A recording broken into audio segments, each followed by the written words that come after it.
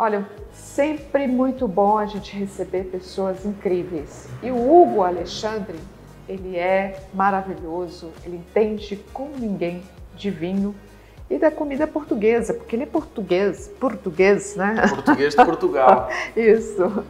Eu queria que você falasse um pouco, né, por que deu esse boom, né, dos vinhos portugueses. Então, na realidade, o primeiro boom que os vinhos portugueses tiveram foi em Portugal, há uns anos atrás, tanto no Douro como no Alentejo. No Douro, que é a parte de cima de Portugal, a Casa Ferreirinha, que é uma das principais vinícolas que tem em Portugal, que faz o famoso Barca Velha. Ele, quando fez o Barca Velha, ele virou um vinho ícone em Portugal e ele deixou de ter, o Douro deixou de ter aquele estereótipo de que lá só se produziam vinhos do Porto, não é? Os famosos vinhos fortificados do Porto. E quando eles criaram aquele vinho, aquele Barca Velha, ele foi um vinho que transformou, revolucionou a produção de vinhos em Portugal, nomeadamente no Douro. Depois temos abaixo do Douro, não é? No sul de Portugal, o Alentejo, que foi onde se modernizaram os vinhos. Eles começaram a plantar uva Syrah, castas francesas, além das famosas uvas portuguesas, nomeadamente a Touriga Nacional, Alicante Bocher, Agonês, Castelão, são as uvas clássicas de Portugal. No Alentejo, na região do Alentejo, eles começaram a plantar outras uvas, outras castas estrangeiras, e isso também revolucionou o mercado dos vinhos. E os vinhos portugueses, eles eram uns vinhos duros, muito fortes, com muitos taninos, muita acidez, e essas mudanças transformaram os vinhos portugueses e transformaram-os em vinhos macios, muito frutados, vinhos fáceis, bem estruturados, mas ao mesmo tempo fáceis de beber, que a pessoa quer tomar uma garrafa, 2 garrafas facilmente, não é um vinho enjoativo. Então essa revolução, na minha opinião, começou lá em Portugal. E depois isso foi trazido aqui para o Brasil, não é? Acredito que hoje em dia o Brasil é o país, ou um dos países que mais consome vinhos portugueses no mundo. E eu acho que esse boom se deu quando as pessoas começaram a tomar vinhos aqui no Brasil, que eu acredito que tem uns 10 anos que esse mercado subiu muito. Eu vivo aqui há 10 anos e eu tenho acompanhado esse mercado. Antes de eu empreender nesse mercado, eu trabalhei em casas que vendiam vinho, que eram especializadas em vinho, e eu acompanhei esse entusiasmo e essa procura dos vinhos em detrimento de outras bebidas alcoólicas que eram as que lideravam o mercado no Brasil e nomeadamente aqui em Goiânia. E quando as pessoas começaram a procurar esses vinhos e começaram a tomar e a degustar e a aprender um pouco, os que eu acredito que tiveram mais facilidade de beber foram os argentinos, os chilenos e os portugueses.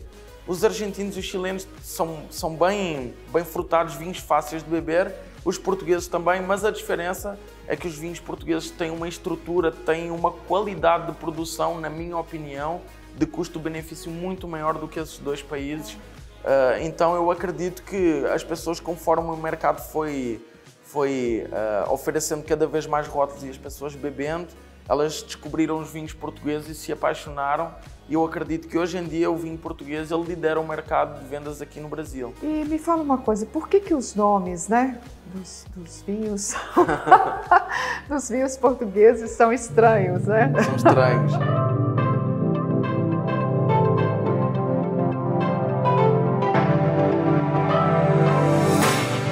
Temos aqui o caso desse vinho que nós estamos tomando, que é o Infiel, não é?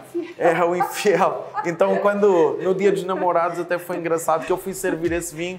E o que é que você indica? E eu, olha, o Infiel. E as mulheres não acharam muito legal. Mas é um vinho sensacional, não é? Então tem esse nome inusitado. Eu acho que faz parte da nossa cultura. No dia dos namorados. Isso.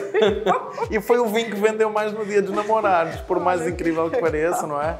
No bar, mas é isso, eu acho que faz parte da nossa cultura. Nós somos pessoas que que usamos muitos nomes subjetivos, tanto nos vinhos como em outras situações no nosso dia a dia. Sabe o que eu tenho muitas saudades? Das sardinhas portuguesas, né? Com os vinhos brancos maravilhosos de Portugal, né?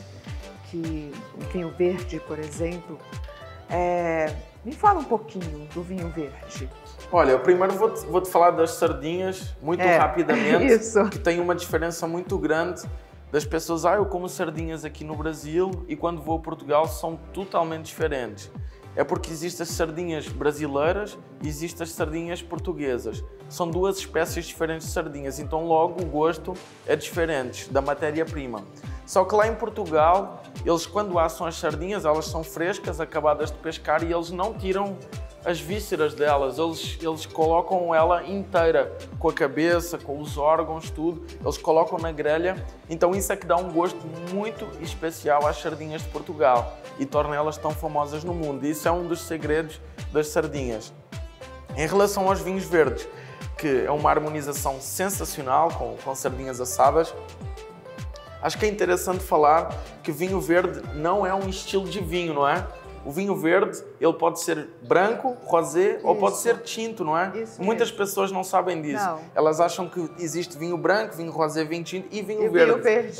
E não existe. Não. Vinho verde, na realidade, é uma denominação de origem em Portugal, que é no Minho, no alto do Minho, que faz fronteira com a Espanha, no norte de Portugal, e que se chama vinho verde, igual a Champagne. Champagne é na França, é uma região, só que aquela denominação de origem dá direito àqueles vinhos poderem se chamar Champagne e Soleil, que podem ser chamados igual a Portugal. Só se pode chamar vinho verde a esses vinhos que são produzidos com aquelas castas, com aquelas regras naquela região específica.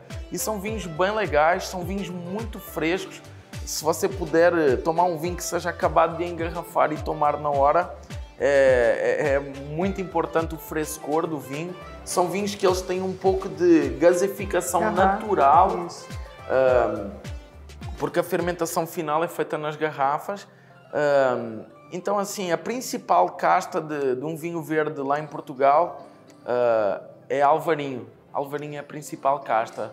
E são uvas que fazem dos vinhos verdes vinhos únicos, na minha opinião, no mundo, e que eles são fantásticos para harmonizar com vários pratos, porque eles têm uma acidez bem peculiar. Você toma um vinho verde e sente a boca salivar na hora, então é bem legal. São dos meus vinhos preferidos. E agora até me deu vontade de comer umas sardinhas assadas e tomar um vinho verde.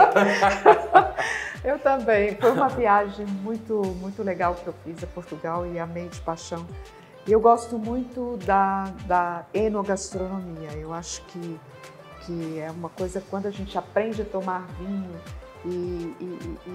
e sabe, né, como harmonizar com a comida, eu acho que é uma poesia no paladar, não é? Com certeza, com certeza. Olha, eu vou te convidar então para ir na sua cozinha para a gente finalizar aquele prato que você está preparando.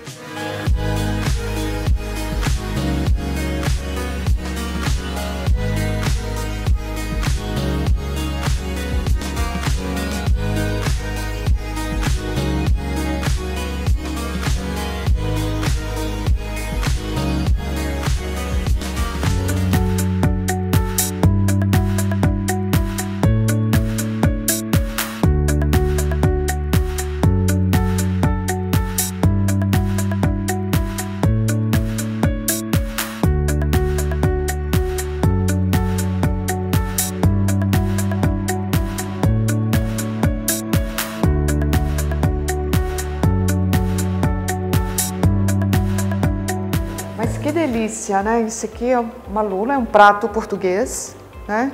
E aí nós conversamos na cozinha sobre a batata, né? É só dar um murro nela, né? É literalmente uma batata ao murro. Bem, esse prato, ele é muito simples de fazer. Nós vamos colocar a receita também, tá? Logo após o programa, nós vamos deixar para vocês a receita do chefe Hugo, né? E para finalizar, nós vamos degustar esse prato maravilhoso. Vinho não tem regras. Vinho é para degustar, é esse prazer à mesa, é o que você mais gosta de tomar. Mas ele abriu esse vinho, esse tinto, e eu fiquei assim, mas gente, vai harmonizar? Sim. E vai harmonizar, porque depende do seu paladar. Então se abra para novas oportunidades, novos paladares, novos sabores, saberes. Então é isso aí que é o vinho, não é? Concordo contigo, faço das suas palavras as minhas. Hugo, que tarde deliciosa, um prazer, né, ter estado aqui com você, degustando esse vinho português maravilhoso, com esse prato que você fez para o programa. Muito obrigada. Eu é que agradeço. Até.